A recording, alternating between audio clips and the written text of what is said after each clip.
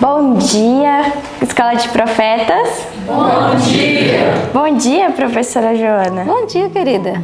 Como a senhora está? Eu estou bem. E você? Também estou muito bem. Bom dia para você que está em casa. Tudo bem com você? Tudo bem. Eu gosto muito de você, Beatriz, sabia? Ah, que bom que a senhora gosta de mim. O pessoal lá de casa não sabe, mas a Beatriz, ela é muito carinhosa. E eu sei que o seu carinho você quer demonstrar pro pessoal de casa, não é? Com certeza. Você quer mandar beijo e abraço para quem hoje? Hoje eu quero mandar um abraço para nossa irmã Marli Mendes, que nos assiste toda manhã, para nossa irmã Elizabeth também e para o professor Sidney de Mello. Um grande abraço para vocês que têm um grande carinho conosco. Continue nos assistindo e continue mandando para as outras pessoas, para que elas possam assistir também. Muito bem, Bia, muito bem.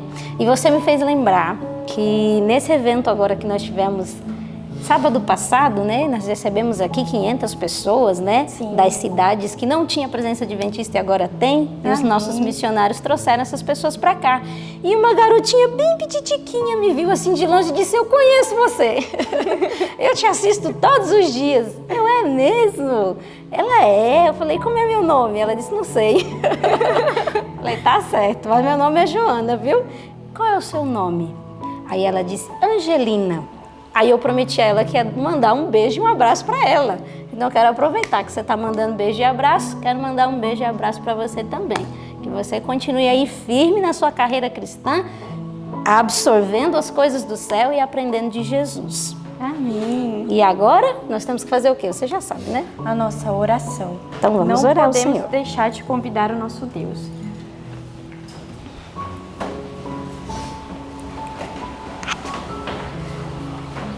Querido e amado Pai, bom dia, Senhor. Bom dia, mundos não caídos. Bom dia, meus irmãos que estão aí no céu nos assistindo aqui conosco. Que nós venhamos, ó Pai, falar e honrar a Tua palavra nesse momento. Que nós venhamos, ó Pai, estudar mais um pouquinho sobre o Senhor e conhecer mais um pouquinho de quem és Tu, do quão grandioso Tu és. Fique conosco, esteja com cada um de nós e com nossos queridos irmãos que estão nos assistindo hoje.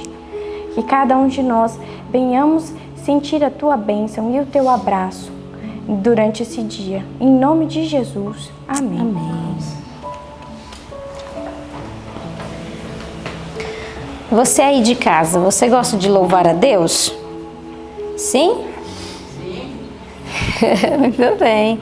Talvez você hoje amanheceu um pouco triste. Você fala assim: Joana, hoje eu não queria louvar não, meu coração está triste, eu estou passando por muitas tempestades na minha vida. Então eu quero louvar com você um hino que fala que tem um mestre que acalma as tempestades. O que você acha? Vamos louvar a esse mestre? O hino é o 379. Ó mestre, o mar se revolta. Deus. E aí, você ficou mais animado? Eu tenho certeza que sim, porque o nosso Deus está conosco, não é isso? Sim, com certeza. Sabe o que anima ainda mais o nosso coração? Quando a gente grava grava a palavra do nosso Deus no coração. Muito bem. Você tem gravado? Sim, com certeza. Como é que tem sido aí a sua experiência de memorizar versos aqui na escola? Com muita luta estou conseguindo. Olha aí, tá vendo só?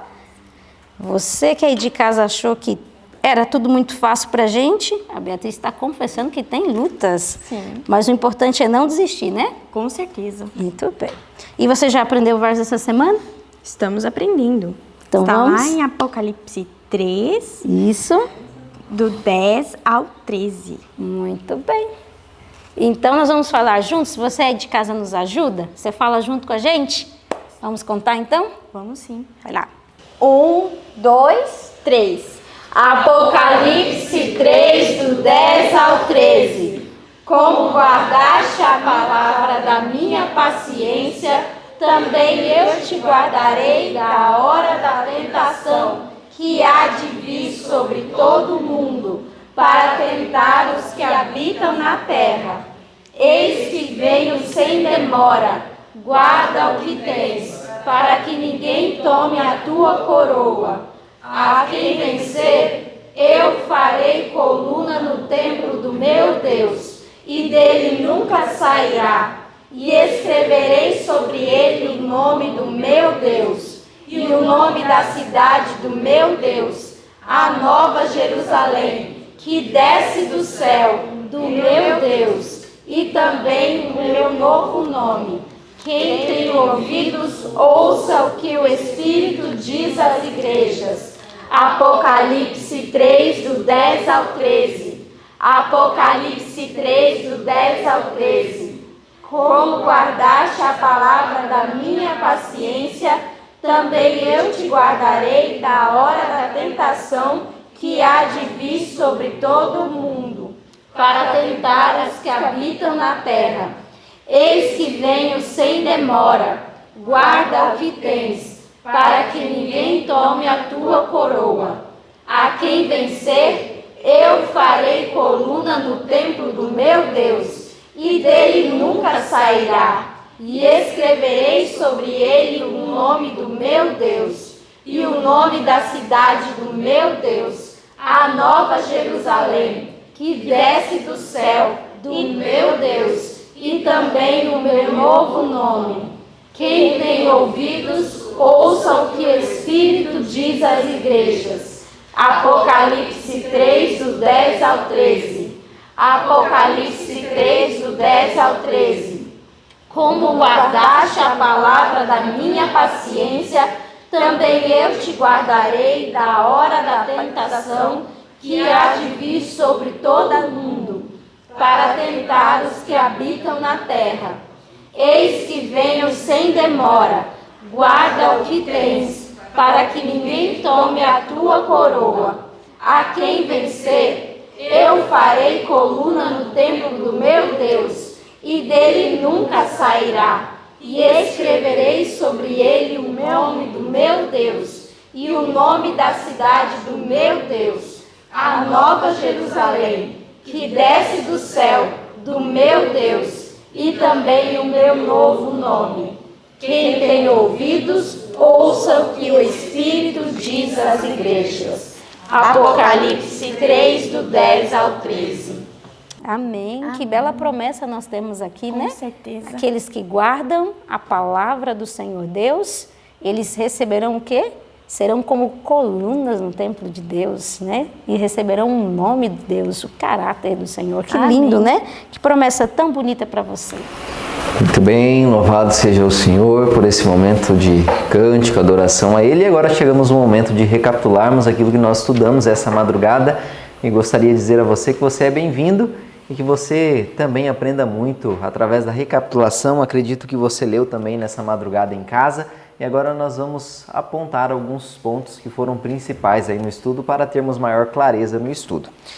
Então, nosso estudo, ele está no livro de Atos dos Apóstolos, tanto o livro da Bíblia como o livro do Espírito de Profecia, no capítulo de Profecia, capítulo 43, que fala a respeito da chegada de Paulo a Roma.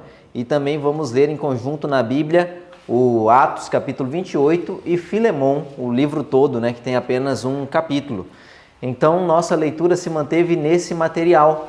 E para te contextualizar dentro da história, nós estamos estudando um momento em que Paulo, ele, depois de ser mantido ali algum tempo preso, seguro ali em Jerusalém, ele apela então para ser julgado por Roma, pelo governo romano, pelos Césares ali, para que realmente houvesse um julgamento até melhor, mais imparcial do que se ele permanecesse mesmo entre o povo de Deus.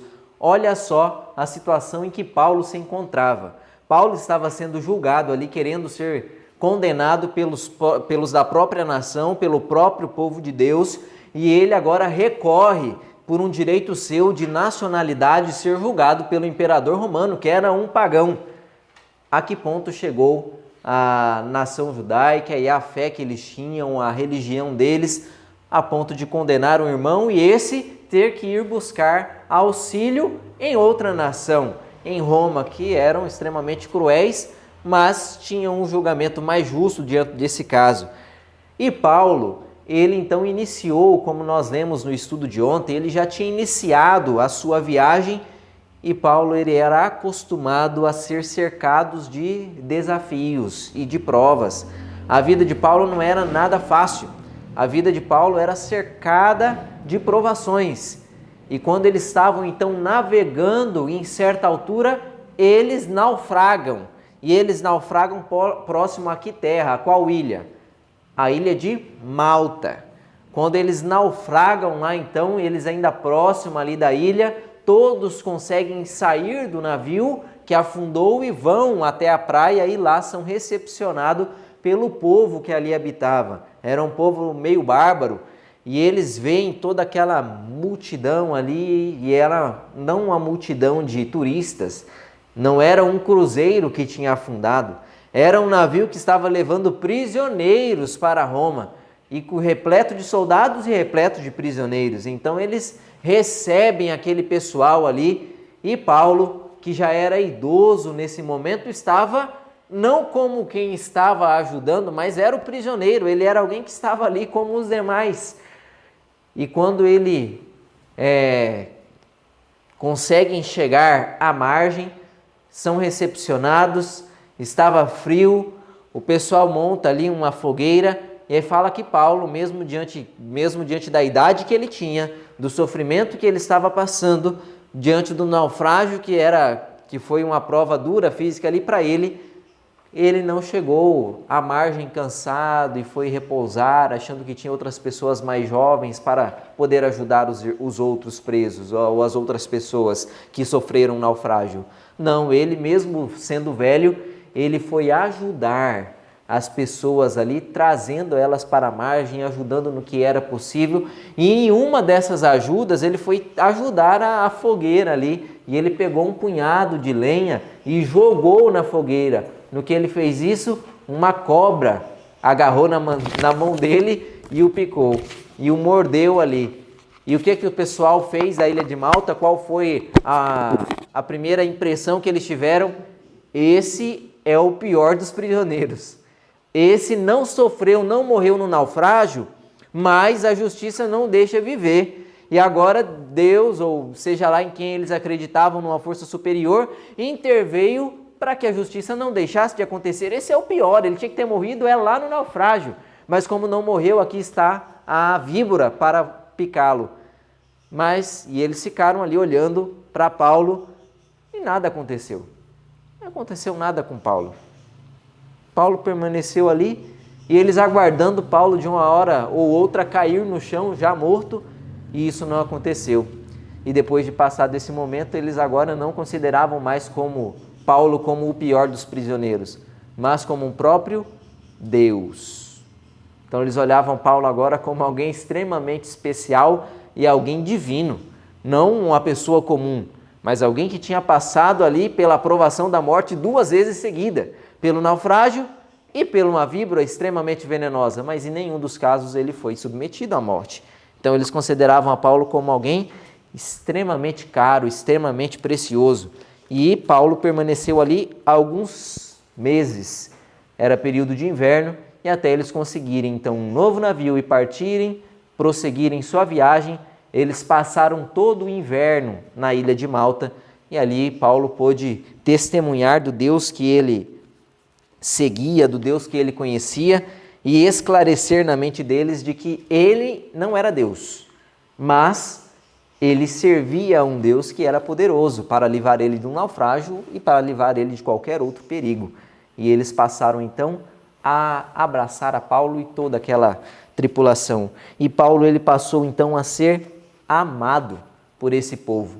E depois de passar do período de inverno ali então em Malta, eles continuam sua viagem até que eles chegam a um novo porto.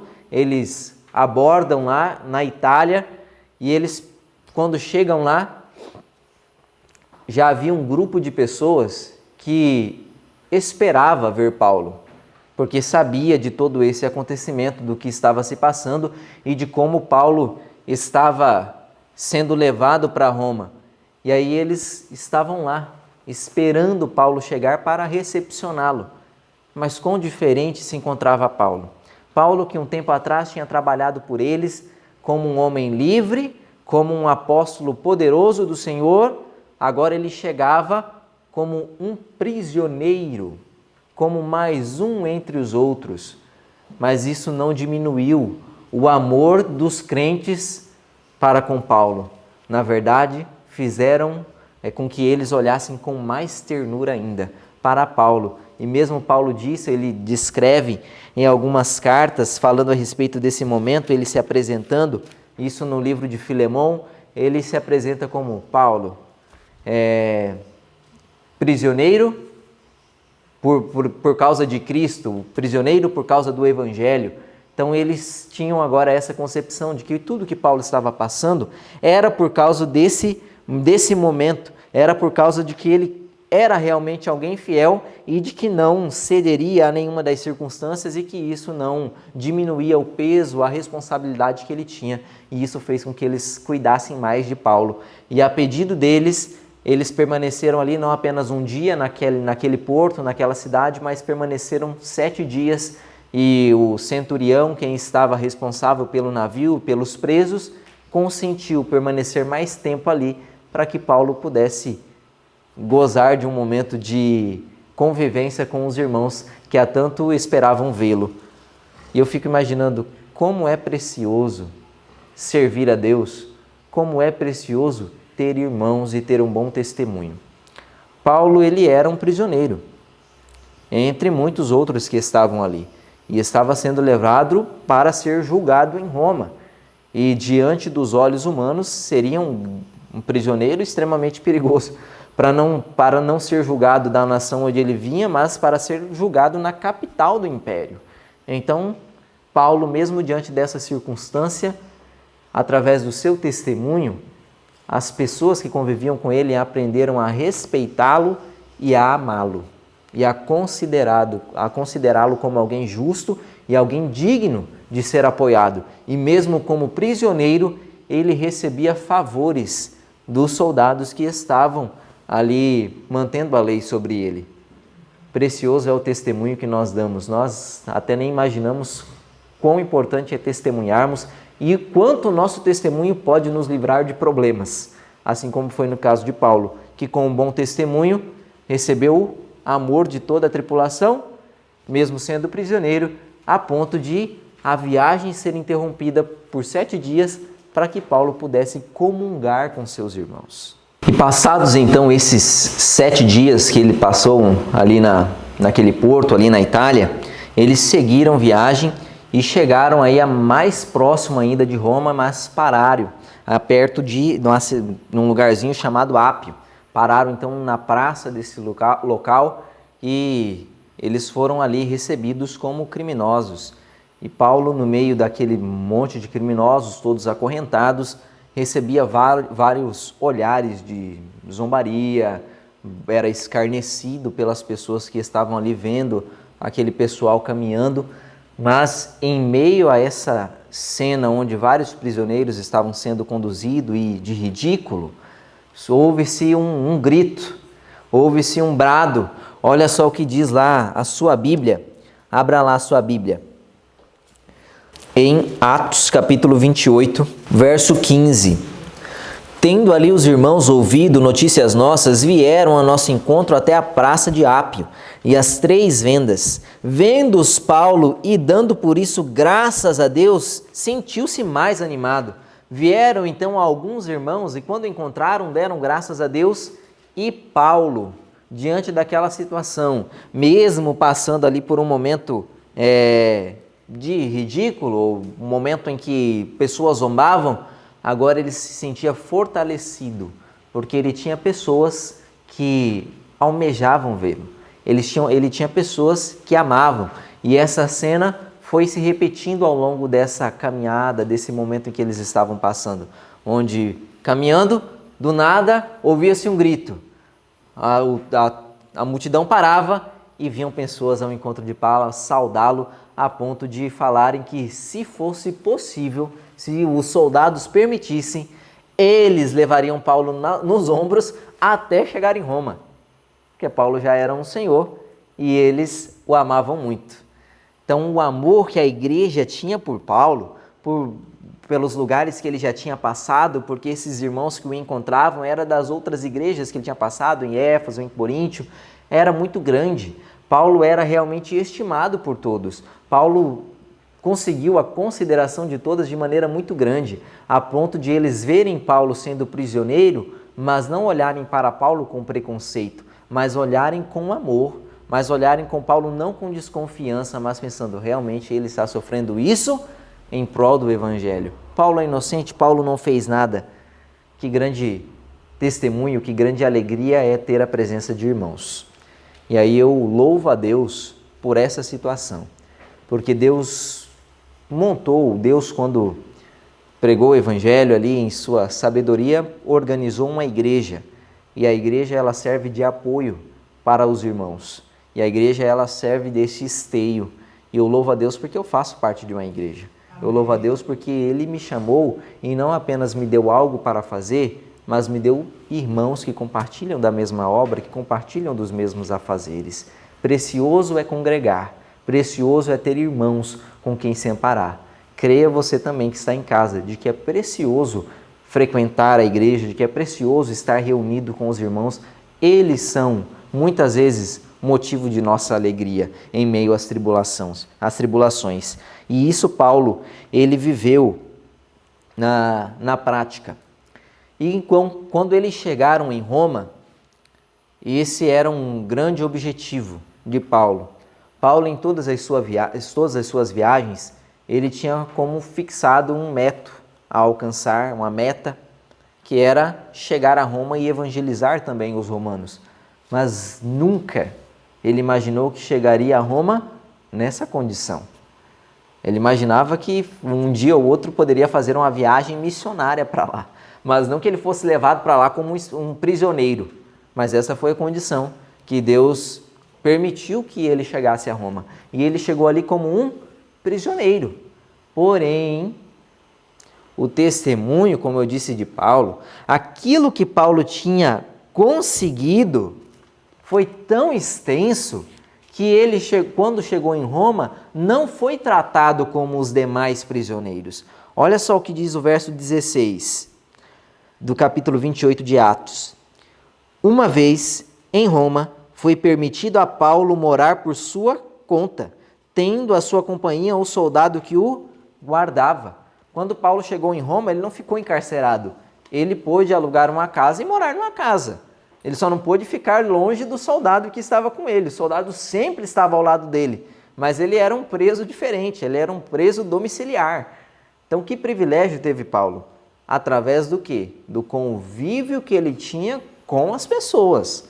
De todos esses meses que ele passou com os outros prisioneiros e com os soldados, com o centurião, com quem comandava ele alcançou um imenso respeito, a ponto de quando ele chegou em Roma, eles próprios deram recomendação. Não, esse prisioneiro aí você não precisa manter ele encarcerado. Você pode soltar ele. Deixa esse soldado aí com ele porque não é permitido nós soltarmos ele, não deixar ninguém. Então manda um com ele, mas pode deixar ele solto aí. Pode deixar ele habitar numa casa. E esse foi o consentimento que ele teve ali do Império Romano ao receber um preso. E Paulo, ele passou alguns dias ali, então, ele passou 2 anos, né, nessa prisão em Roma domiciliar. Ele podia ficar em casa, tinha essa locomoção, mas o soldado tinha que estar junto com ele, e pessoas vinham até ele para ouvi-lo falar. Paulo, ele foi lá e Deus fez dele um portador do Evangelho, porém diferente. Nos outros lugares onde ele passou, ele ia atrás das pessoas e buscava as pessoas. Quando ele chegou em Roma, agora as pessoas vinham até ele para ouvi-lo falar. As pessoas vinham até a casa que ele estava hospedado para ouvir do Evangelho. E isso já aconteceu de imediato, isso através do trabalho de Paulo, que quando ele chegou em Roma, tinha-se mal passado 3 dias e ele já enviou então os colegas dele chamarem todos os líderes judeus que havia em Roma para que ele pudesse explicar o porquê ele estava ali. E eu fico pensando, como é importante a prontidão, como é importante não ser lento em fazer alguma coisa, mesmo que seja algo às vezes desagradável para resolver algo. Paulo, quando ele chegou ali em Roma, tendo consciência de que ele era inocente, ele não foi para a casa dele, que agora ele teve liberdade de estar e ficou despreocupado, mas ele já, em companhia de seus colegas, fez com que todos os líderes do judaísmo viessem até ele para que ele pudesse explicar por que ele estava ali. E aí Paulo ele vai começar a explicar para eles, olha, eu fui mandado aqui pelos judeus. E aí Paulo começa a relatar esse momento, essa experiência que ele estava passando e por que era aquilo. E com que objetivo Paulo fez aquilo? Era para se justificar? Não. Era para condenar os judeus? Não. A gente não vê Paulo no discurso dele falando, olha, eu estou aqui porque os judeus são ruins, os judeus são extremistas, os rabinos, os sacerdotes, os líderes judeus fazem uma miséria na nação. Não, ele não fez nada disso. Ele falou de maneira bondosa, mesmo a respeito dos judeus que estavam entregando ali a condenação e que se dependesse deles próprios, desses líderes de Jerusalém, ele nem teria vindo a Roma, teria sido morto lá mesmo. Mas ele reúne então o povo e passa a falar de maneira muito caridosa. Olha só o que ele diz no verso 19 a respeito disso, e me chama muita atenção. Verso 19 do capítulo 28 de Atos. Diante da oposição dos judeus, senti-me compelido a apelar para César, não tendo eu, porém, nada de que acusar minha nação. Fala, não, eu estou sendo aqui, fui compelido para cá devido aos judeus. Eu apelei para cá por causa de uma desavença com eles. Mas eu não tenho nada que acusá-los, eu não tenho nada que acusar minha nação. E isso fez com que todos aqueles líderes, então, do judaísmo, estivessem dispostos a ouvi-lo. Agora eles vieram até Paulo, olha, a gente já ouviu falar dessa seita que está por aí, que grande revolução tem causado, e nós temos ouvido falar mal. No entanto, não recebemos nada a teu respeito. E nós vamos vir para te ouvir. E Paulo ganhou, então, espaço para falar com eles. E muitos do que ali estavam se entenderam qual era a fé de Paulo, o que era aquilo que Paulo pregava, mas a maioria se manteve na mesma posição devido à mesma condição dos outros. Preconceito. Não tinha um bloqueio com aquilo que era novo ou com aquilo que iria contra aqueles preconceitos que eles tinham. Então isso fez com que eles se mantivessem alheios à mensagem de Paulo. Porém, grande número o aceitava, grande número estava ali disposto a ouvi-lo. E Paulo, quando ele conversou com esses judeus, ele foi levando eles a entenderem a Cristo, levou eles a compreenderem que Cristo era diferente do que a nação deles pensava, do que a nação deles imaginavam, e muito daquilo que eles tinham ouvido a respeito dessa seita que eles consideravam os crentes do Evangelho. E Paulo, então, falando a respeito de toda essa situação, ele diz que muitos tinham visto a Jesus de maneira física. Herodes tinha visto a Jesus, Anás tinha visto a Jesus, Caifás tinha visto a Jesus, Pilatos tinha visto a Jesus. Porém, eles tinham olhado com os olhos naturais. Porém, eles viram Cristo apenas em sua humanidade, mas não o olharam com os olhos da fé. Não viram Cristo como sendo divino. Não viram Cristo em alguém, um ser que era Deus e que estava ali cumprindo o que dele havia sido escrito na Escritura.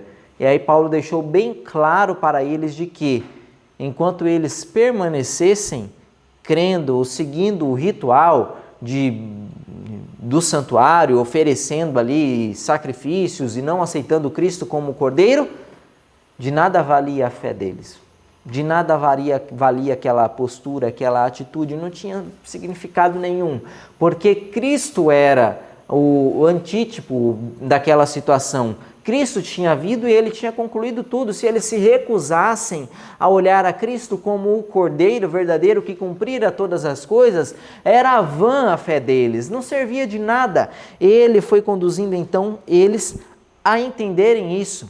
E o que me chama a atenção é quando Paulo, o livro Atos dos Apóstolos, ele vem falando a respeito desse conhecer, desse olhar para Jesus. Não basta nós olharmos para Jesus de maneira natural, mas temos que olhar para Ele com os olhos espirituais, e de que mais vale nós termos a presença de Jesus hoje em dia de maneira espiritual, de maneira onde nós o contemplamos pela fé, do que aqueles que tiveram a oportunidade de vê-lo fisicamente. É muito mais precioso o nosso relacionamento com Cristo, o nosso olhar para Ele agora pela fé, do que se estivéssemos lá no momento em que Cristo viveu e nós olhássemos para Ele apenas com os olhos naturais.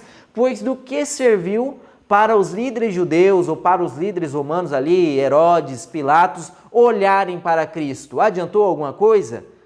Não.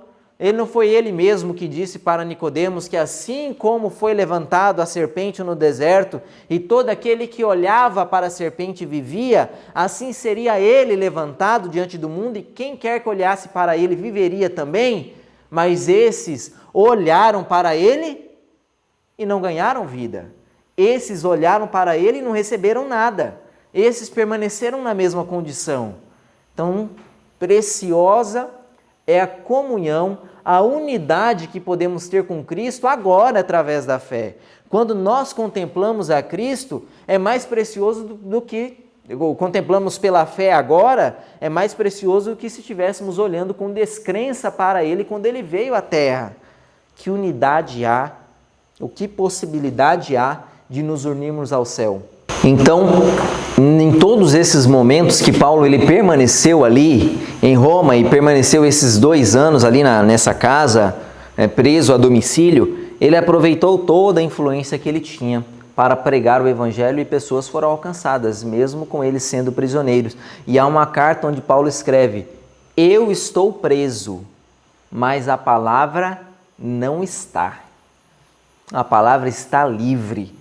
E enquanto eu viver, ela será pregada por mim. E eu fico analisando a minha condição, a nossa condição, às vezes, quantas vezes nós, estando em liberdade, e a palavra também, pelo menos deveria estar, mas nós fazemos o contrário. Às vezes nós estamos em liberdade, mas a palavra está aprisionada, porque nós não partilhamos. Paulo estava aprisionado, mas a palavra não. E a palavra então fluía através dele para outras pessoas. E nós, tendo liberdade, às vezes aprisionamos a palavra e ela não é passada, não aproveitamos as oportunidades que temos.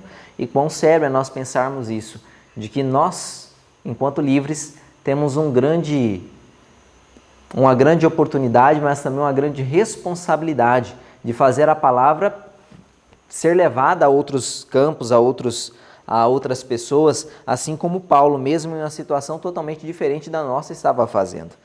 Então, Paulo, quando ele permaneceu ali esse tempo em Roma, ele não permaneceu sozinho, ele não estava só, ele tinha alguns cooperadores com ele. Quais eram esses cooperadores ali que permaneciam com Paulo? Abra sua Bíblia agora, não mais em Atos, mas vá lá, abra sua Bíblia então no livro de Filemão, que é a história também condizente com esse momento, que é quando Paulo ele permanece esses 2 anos ali, e ali ele conhece algumas pessoas, mas Paulo ele permaneceu com alguns cooperadores, tinha algumas pessoas que permaneciam com ele. Olha só o que vai dizer o verso 24. O verso 24 do livro de Filemão, não tem capítulo, vem falando a respeito dos cooperadores que ele tinha ali. Marcos, Aristarcos, Demas e Lucas, meus cooperadores. Paulo permanecia então com esses que o ajudavam, que o acompanharam em viagem, e por isso nós temos relatado essa história de Paulo, porque Lucas, que é o que é o autor do livro Atos dos Apóstolos, acompanhou a Paulo nessa viagem e relatou todas essas coisas. Então, Paulo tinha esses cooperadores que passaram por altos e baixos na vida. No caso de Marcos, que é o João Marcos, que foi houve um momento em que João Marcos desertou da obra, buscando conforto próprio, preservando sua vida, a comodidade, e ele voltou. Não vou seguir por esse caminho. E depois ele tenta retornar à obra. E Paulo fala, não quero ele comigo de jeito nenhum. E Barnabé abraça a João Marcos e segue para um canto. E Paulo pega a Silas e vai para outro. Mas depois, Paulo ali o aceita, né? Chama João Marcos, porque João Marcos realmente se converte ao Senhor e se torna um grande obreiro. E aqui está João Marcos. Mas também há um outro nome entre esses cooperadores, que é o nome de Demas. E Demas não permaneceu firme e fiel até o fim também. Demas, em um momento, se apostatou. E Paulo diz que Demas, amando o presente século, o abandonou e foi atrás das riquezas do mundo. E o livro ele vem falando a respeito, comparando a respeito de riquezas do mundo e a respeito das riquezas celestiais. De que João Marcos, que permaneceu na obra e permaneceu fiel, ele era pobre com relação aos recursos do mundo, porém ele era herdeiro de Deus e co-herdeiro de Cristo, e isso fazia ele alguém extremamente rico. E o livro diz que Demas ele era tão pobre que a única coisa que ele tinha era bens materiais. Era tão pobre de que a única coisa que tinha era dinheiro, e por amor ao dinheiro ele deixou a obra, por amor ao presente século, ele se apostatou desse chamado que Deus tinha feito para ele. E quantas vezes nós, por tão poucos, também somos tentados a deixar a obra, por pouco sofrimento, por pouco oferecimento do mundo, ou que seja lá muito, por tão pouco nós muitas vezes somos tentados a deixar a obra e fraquejarmos em um chamado tão poderoso, que nos sirva de exemplo esses dois testemunhos. Pessoas que estavam dispostas, assim como Paulo, a passar pelo que quer que fosse, para que o evangelho fosse levado. E pessoas que fraquejaram ao decorrer da caminhada, assim como Demas, amando o presente século, se fez curso longe do chamado que Deus tinha feito para ele. E que triste às vezes nós escolhermos ou nós irmos pelo mesmo caminho. E em paralelo ali um momento em que Paulo ele permanece em Roma com esses seus cooperadores e com muitas pessoas que ele influencia, ele alcança alguém, uma pessoa que foi convertida a ele, e essa pessoa foi Onésimo. Onésimo também era alguém que tinha fugido de seu Senhor, que tinha lesado o seu Senhor e estava ali em situação igual de Paulo, prisioneiro, e Paulo ele o encontra, como um fugitivo ali, Paulo preso e ele um fugitivo, tinha lesado ao seu Senhor, mas Onésimo, ele se converte ao Senhor através da pregação de Paulo. E Paulo conhecia o Senhor de Onésimo, a quem ele havia lesado.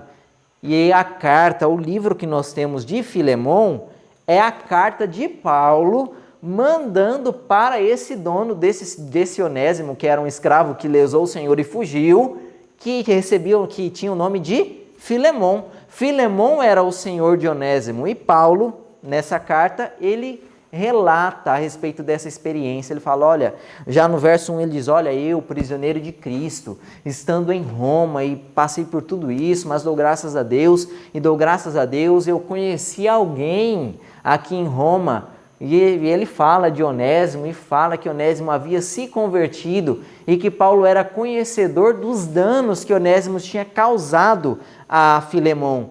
Mas aí ele diz, olha, Onésimo ele se converteu ao Senhor.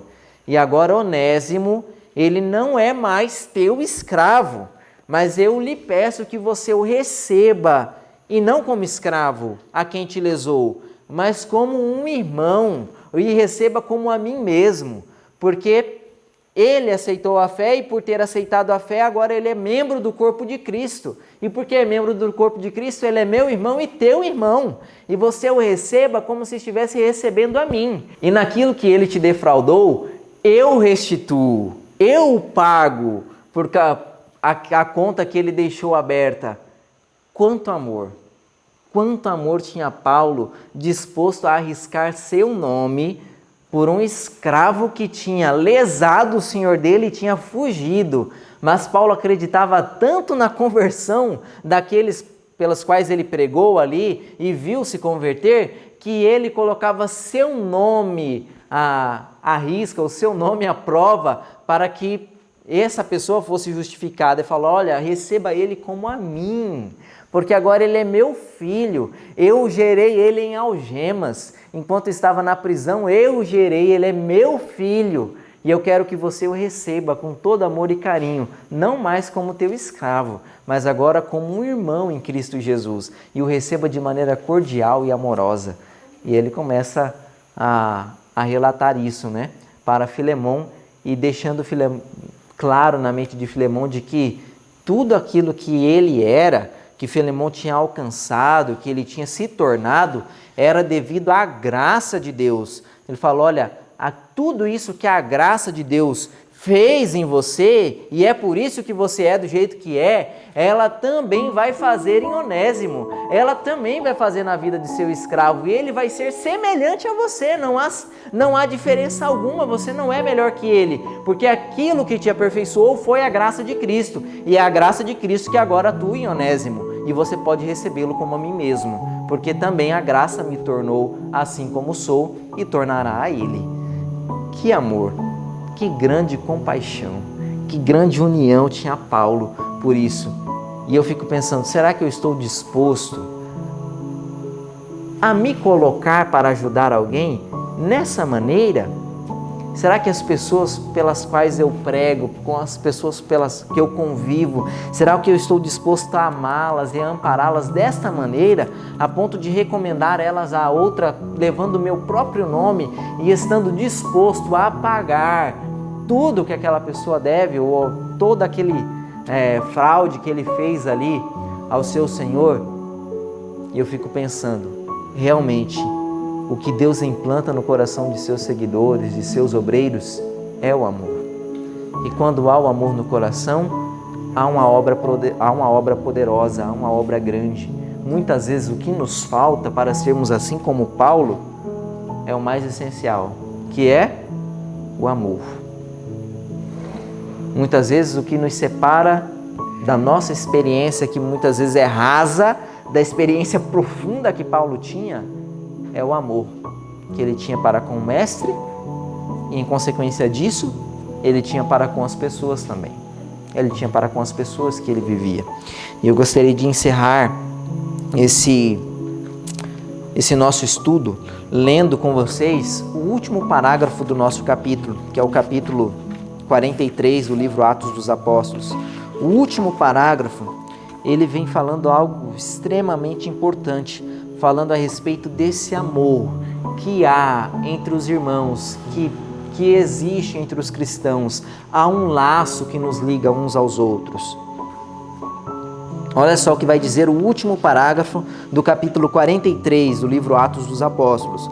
O cristianismo cria um forte laço de união entre senhor e servo, o rei e o súdito, o ministro do evangelho e o degradado pecador que encontrou em Cristo a purificação do pecado. Foram lavados no mesmo sangue, vivificados pelo mesmo Espírito e são feitos um em Cristo Jesus. Em Cristo há um laço de união que liga o maior apóstolo ao maior pecador que aceitou a Cristo.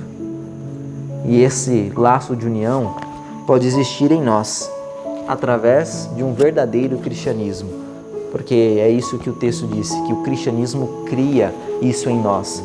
E se o cristianismo não está criando esse laço em mim, talvez seja porque a religião que eu tenho, ela não é prática, ela é apenas teórica, assim como era a religião dos judeus.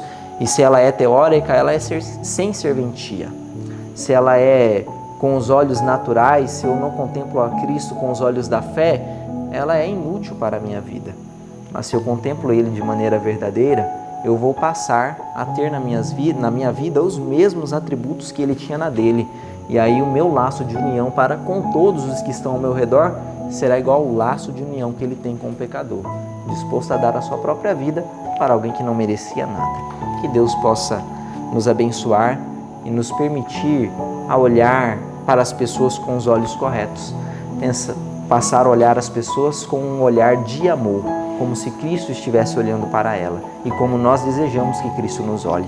Que Deus possa lhe abençoar e que Deus te dê esse amor. Vamos nos ajoelhar e orarmos agora?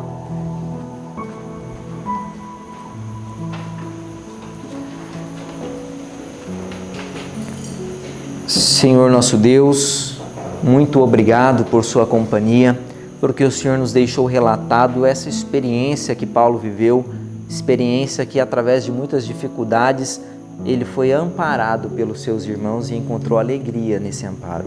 Ele foi fortalecido porque tinha irmãos que o amavam e ao final de contas ele amava também muito esses irmãos a ponto de recomendá-los a outros a despeito ou com consequências de seu próprio nome. Pai, que nós possamos também sentir fortalecidos pelos irmãos de nossa fé, que nós possamos nos unir a eles com laços que são indissolúveis, que nós possamos nos unir a Ti e, em consequência disso, também nos aproximarmos de nossos irmãos. Que o Senhor implante esse amor que havia no coração de Paulo e que não apenas houve no coração dele, mas de todos os outros que se uniram a Ti, que esse amor exista em nosso coração e que nós possamos passar a dar demonstração desse amor a todos os que entrarem em contato conosco. Dê-nos a Tua companhia, nos dê um bom dia, em nome de Jesus. Amém. Que Deus te abençoe e que esse amor seja implantado em seu coração neste dia.